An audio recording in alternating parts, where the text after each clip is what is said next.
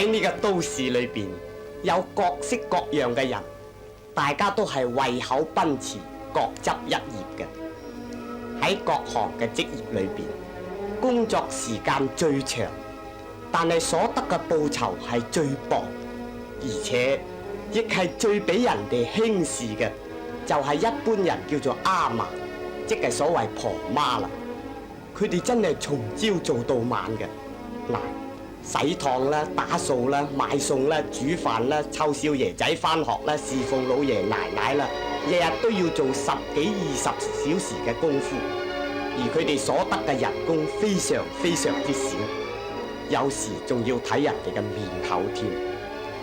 不過為咗生活，佢哋一樣不辭勞苦，拼命去做嘅。由於佢哋嘅入息有限，年齡亦會一年比一年衰老，所以佢哋不能不為佢哋嘅下半生打算。點知呢個社會係五花八門、種種色色嘅人都有嘅，令到佢哋嘅打算冇法子達得到理想，令到佢哋更加淒涼痛苦啦。